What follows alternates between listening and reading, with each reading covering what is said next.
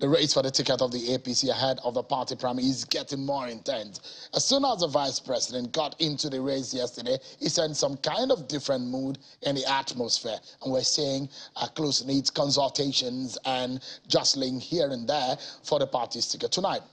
We shall take a look at some of the issues that have been thrown up.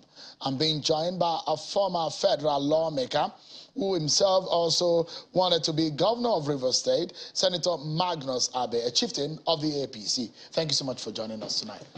Thank you, Sean. Glad to be here. Do you foresee this intense horse trading in your party for the party's ticket? Well, let me say this, Sean. You know, the presidency of a country as vibrant and as vital as the Federal Republic of Nigeria, it's never going to be a walk in the park for anybody.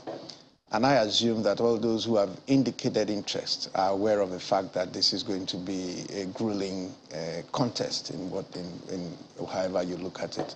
But I think that from the crop of those who have indicated interest, it is clear that everybody is well prepared and people have their strategies for getting across the finish line.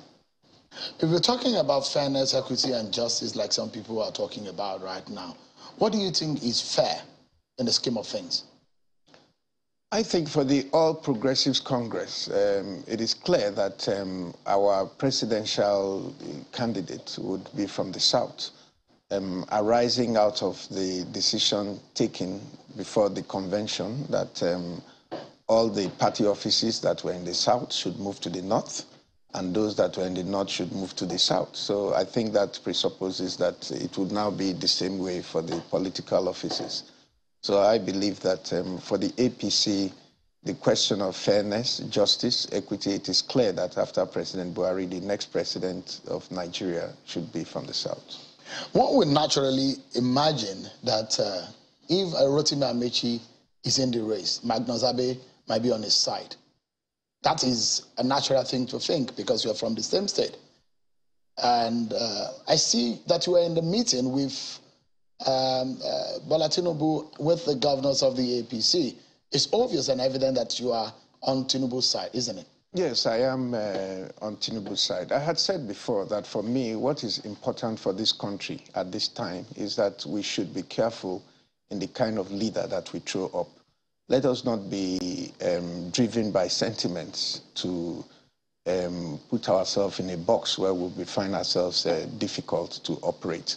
You know, if you look at the track record of those who have indicated interest, I was convinced that looking at what Asiwaju has done in Lagos and also looking at his contribution to democracy in this country and his contribution to the All Progressives Congress, it appears to me that he's a natural fit for the challenges of the time, and therefore I decided to pitch my tent with him.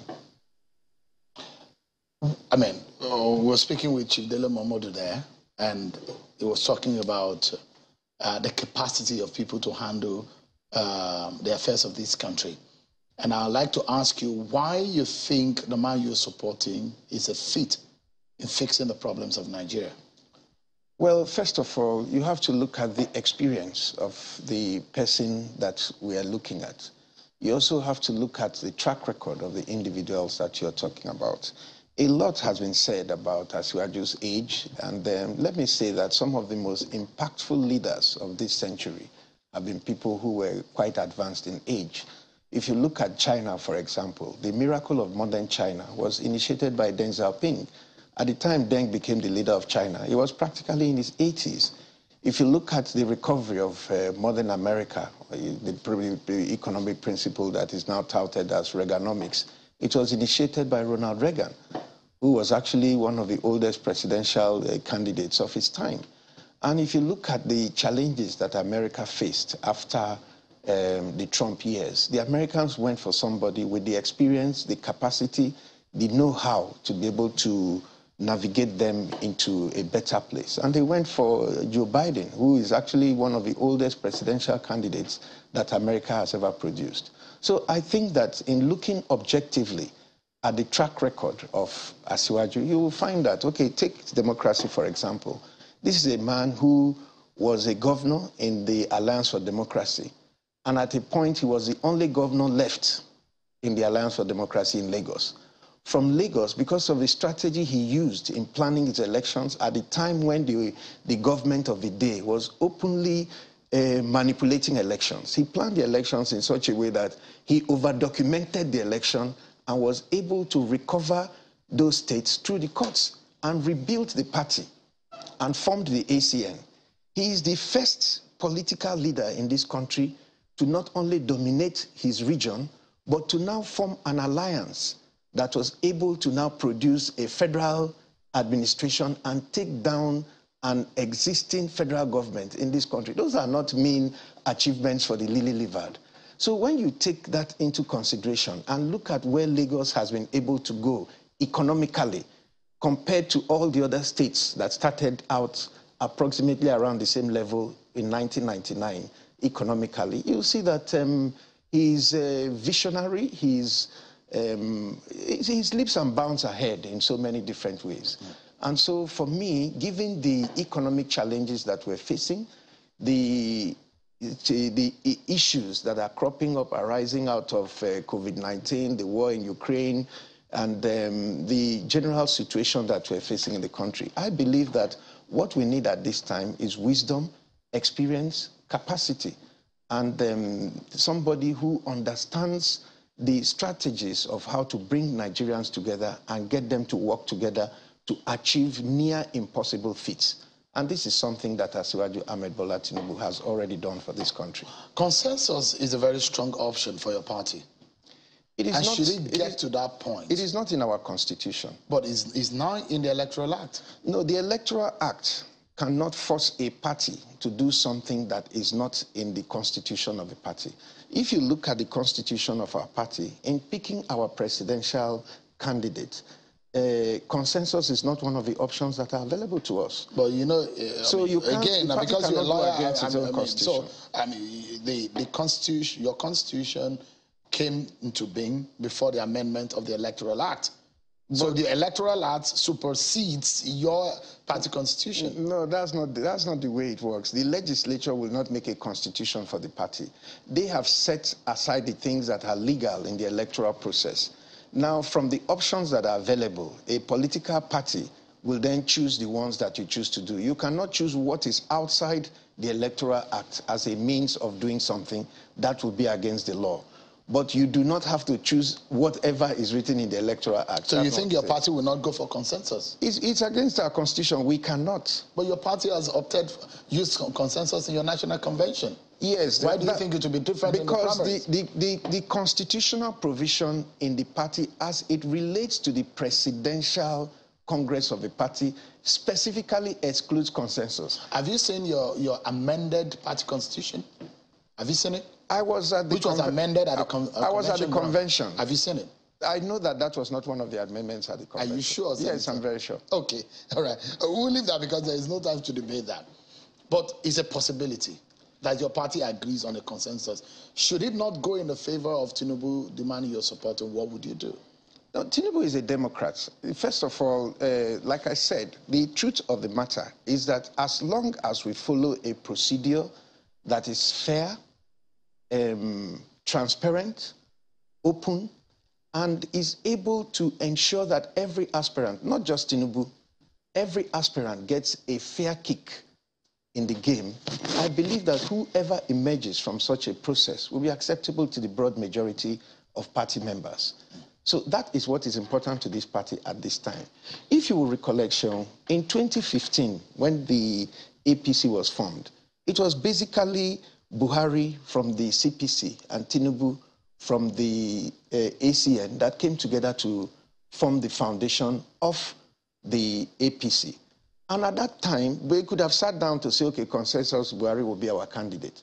But they knew that given the challenges of the country at that time, that kind of arrangement will not carry the broad majority of the party members along.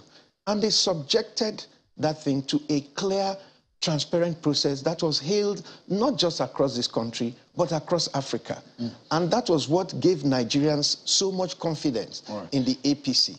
So we cannot depart from that tradition. I brought up the issue of consensus, which I know is a possibility for your party ahead of the primary. Should, for example, Rotimi Amaechi becomes the consensus candidate of the party, would you work with him? Like I've said, Sean, the truth of the matter is that the consensus option is not provided for in the Constitution. If the possibility that, I mean, you are saying you have the grounds, but you are not the party. If your party decides to go consensus, I'm not the party, but don't forget that I am a member of the party, and I'm one of those who took very active part in bringing this party to life. So I am telling you completely and categorically that if the APC is to enjoy the confidence of our members across this country, we must use a process that is transparent, fair, and inclusive, that will satisfy every aspirant, including Rotimi Amaechi, that they had a fair kick at going through the process. All right. So when that is done, whoever emerges from that process, it will be easy for us to rally the broad majority of our members to support such a candidate and deliver victory to the party. And that is the way to go. I assume Bola Tinubu was asking the governor to support him. Did they give him that confidence that they will? I think that as a serious aspirant who is interested in leading this country, he understands that the governors are a critical sector and a critical stakeholders in the affairs of the All Progressives Congress. And he had a very, very good and interesting interaction. What did he tell them? Basically, he shared his vision as to the things that are possible and then enlisted their support and all that. That is what a serious aspirant should be doing at this time. And I believe that that is what anybody who is serious about being president. Did they give him any promise? I am not a governor, so I cannot discuss what you were privy to that meeting? I was privy to the meeting, yes. Did they give him any promise? I am not a governor, and so I cannot speak on behalf of the governor. So they didn't give him any promise? After the meeting, Governor Bagudu, who is the chairman of the Progressive Governors Forum, came out and gave a very clear and exhaustive explanation of what that interaction looked like. And I think I will adopt his comments for the purposes of this conversation. In 30 seconds, should Tinubu get the ticket of the party, does he have the capacity to win a general election? I believe that not only does he have the capacity to win a general election, he is one of the few Nigerians that have the capacity to actually help this party deliver the general election at this point. So it is important that we have a process that is able to bring everybody's energies into it. And the last thing I'll say, Sure, when you made your introduction, you said I was somebody who was interested in running for the governorship of my state. Are you still interested? Let me say very clearly, Sean, that as far as the issues of Rivers State are concerned, every Rivers man has a say, and so do I. I'm consulting. And at the end of the process, which is very soon, I will make my decision known to Nigerians. Senator Magnus Abe, a chieftain of the APC, a former federal lawmaker, thank you indeed for your time tonight. Thank you, I appreciate it. Thank you. Well, that's our show for today. Many thanks, everyone, for watching. I'm sure Kimberly. Bye for now.